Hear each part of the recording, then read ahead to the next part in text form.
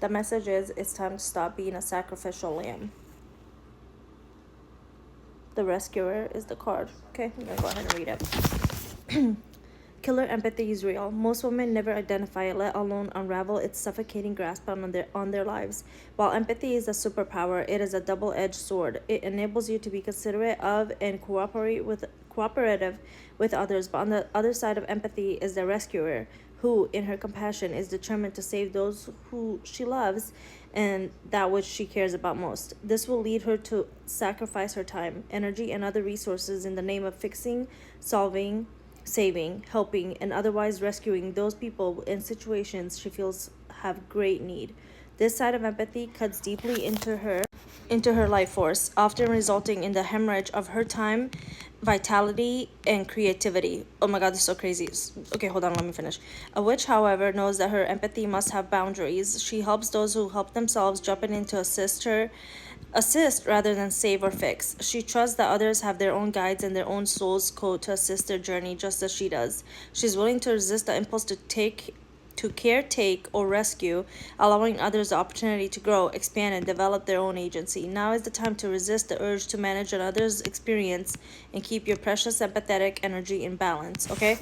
Whew. Okay, I just got so hot from that. Okay, so maybe this is like a boundary that you have to put up with somebody where you're like, you know what, I can't like save you anymore. Like, you gotta be able to do this yourself. Like, so this can be in work, it can be in family, it can be within friends or whatever. Maybe you're the go-to friend and everyone uses you for like, you know, like a therapy session or whatever, and you need to make boundaries to be like, I can't listen to that all the time or something like that if they're not willing to help themselves. Let's say it's someone in an abusive relationship that keeps complaining about it.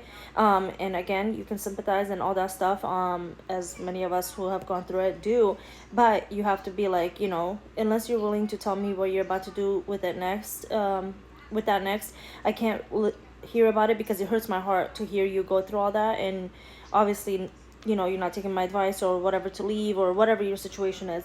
Or if you're at work and you're picking up like all the slack of other people or whatever, like, it's time for you to stop being that sacrificial lamb.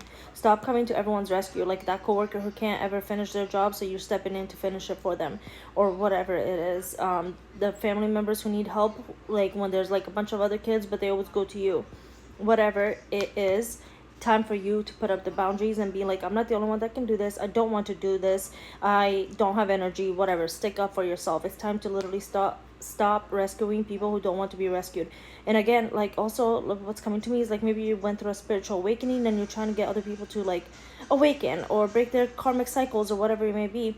So the best you can do is like put the seed in someone's head, like by talking about something, maybe like, you know, breaking karmic cycles or whatever your situation is or what you're talking about.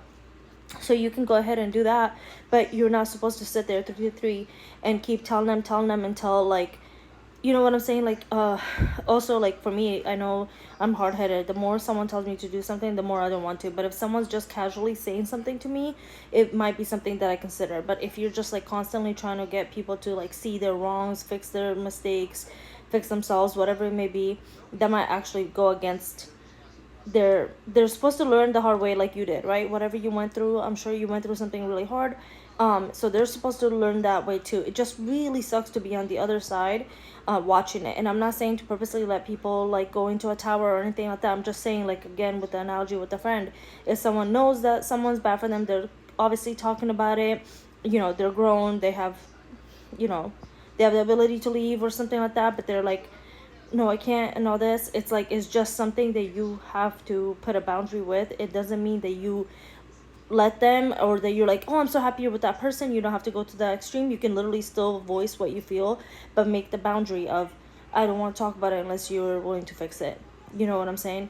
Okay, so that's what I'm getting. Stop trying to save stop trying to save someone who doesn't want to be saved, and save yourself, save your time, save your energy. Instead of trying to explain it to them, to that person or whatever, save that time, save that energy, save that breath, you know? Okay, bye, bitch.